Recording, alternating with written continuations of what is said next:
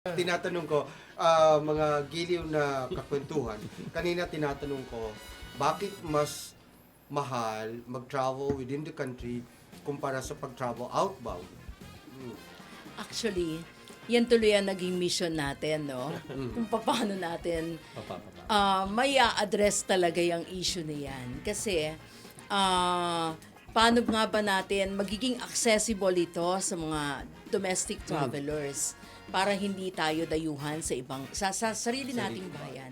Ang daming factors na dapat din nating intindihin, not to justify yung ganitong sitwasyon, pero para lang maliwanagan ano nga ba itong mga nag-a-affect ng ba't nagiging mataas. Una, ang geography natin, puro islands tayo. Oo. So, para makapunta ka sa isang destination, ang daming meron kang eroplano, meron kang ferry, meron kang tricycle bago ka makarating sa Siargao.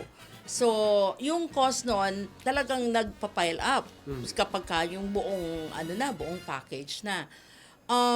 Meron din dito yung airfare cost na sinasabi dahil ang fuel cost naman natin mataas din. So, apektado tuloy ang prices Airfare. no sa airline. Pero sa ngayon talaga nakikipag-collaborate na rin ang gobyerno. Kami in a way nakikipag-usap na rin kami kung paano ito matutugunan. Siyempre yung peak demand. Kapag may demand, lalong tumataas. Kakaunti lang naman yung hotels natin. Hindi naman tayo ready sa maramihan. So kapag may demand bago ang fixed supply mo is ganito, talagang maghahati-hati yung konti na pwedeng i-accommodate natin dun sa rate. So, tumataas kada tao. So, meron din yung competition. Ang players natin dito kakaunti.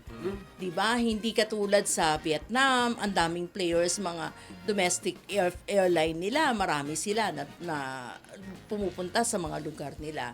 So, tayo, ang daming pwede nating gawin. May mga emerging destinations tayo, pero nalilimit ba tayo sa Boracay, sa Siargao? Siyempre, ito yung mga nasa bucket list ng yung mga bago-bagong nagta-traveler o kahit na gusto mo kasing pumunta ulit, maganda naman talaga.